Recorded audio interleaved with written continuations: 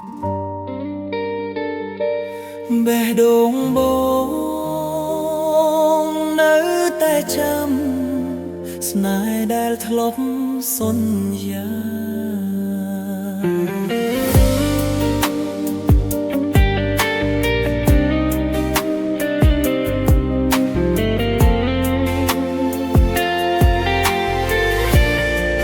ថ្ងៃនោះអូននិយាយថា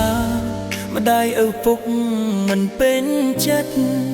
អូនសុំបងឲ្យយល់ចិត្តហើយឲ្យពេលវេលាបងជឿអូនដោយស្មោះមិនធ្លាប់មានអ្នកថ្មីទុកបេះដូងមួយនេះសម្រាប់អូនតែម្នាក់ឯងតែស្រាប់តែថ្ងៃមួយបងបានឮដំណឹងអូនកំពុងរៀបការជាមួយមនុស្សផ្សេងអូនក្បត់បងក្រោយពាក្យម្ដាយឪពុកប្រហែលថលបាំងការកុហាបងជឿអូនទាំងមិនសួរអ្វីចុងក្រោយបងជាមនុស្សល្ងង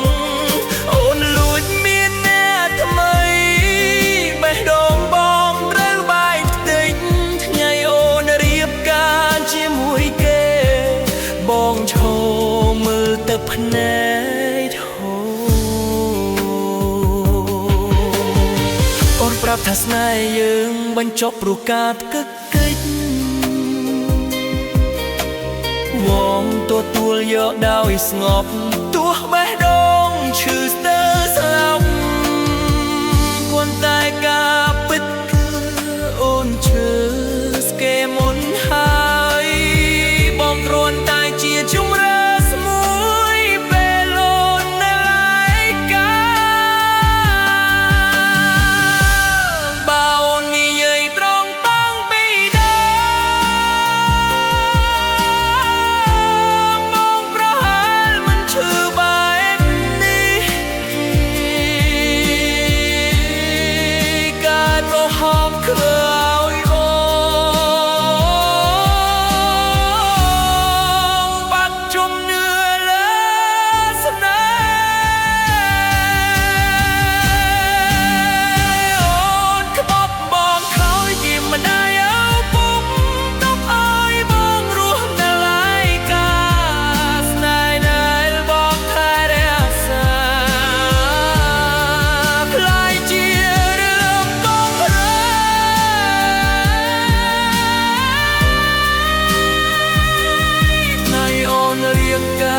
ជាមួយគេ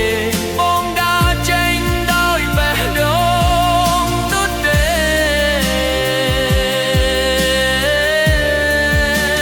សល់តែស្នាមរបួងនឹងឈ្មោះអូនក្នុងចិត្ត